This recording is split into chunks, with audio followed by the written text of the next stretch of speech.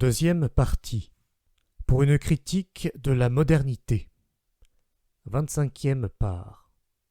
Renaissance et réforme. Que démontre la Renaissance? Que le règne de l'individu a ses limites. La dissipation est trop grande et l'épuisement suit pas à pas. Ce sont des époques où tout est gaspillé, où l'on gaspille même la force qui devrait servir à amasser, à capitaliser, à accumuler richesse sur richesse. Les adversaires d'un pareil mouvement sont eux-mêmes forcés de pratiquer un gaspillage insensé de leurs forces. Eux aussi s'épuisent aussitôt, ils s'usent et se vident.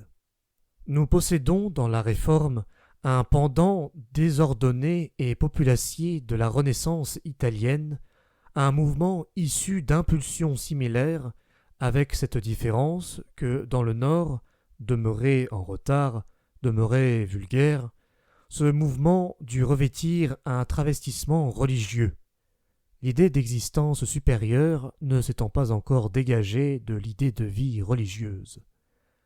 Dans la Réforme, l'individu veut aussi parvenir à la liberté.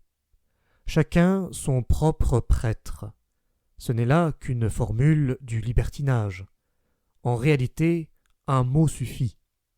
Liberté évangélique. Pour que tous les instincts qui avaient des raisons de demeurer secrets se déchaînassent comme des chiens sauvages, les appétits les plus brutaux eurent soudain le courage de se manifester, tout semblait justifié. On se gardait bien de comprendre à quelle liberté on songeait en somme, on fermait les yeux devant soi-même. Mais clore les yeux et humecter les lèvres de discours exaltés, cela n'empêchait pas d'étendre les mains et de saisir ce qu'il y avait à saisir, de faire du ventre le Dieu du libre évangile, de pousser tous les instincts de vengeance et de haine à se satisfaire dans une fureur insatiable. Cela dura un certain temps, puis vint l'épuisement, tout comme il était venu dans le midi de l'Europe, et ce fut là encore, dans l'épuisement, une espèce vulgaire, un universel ruere inservitium.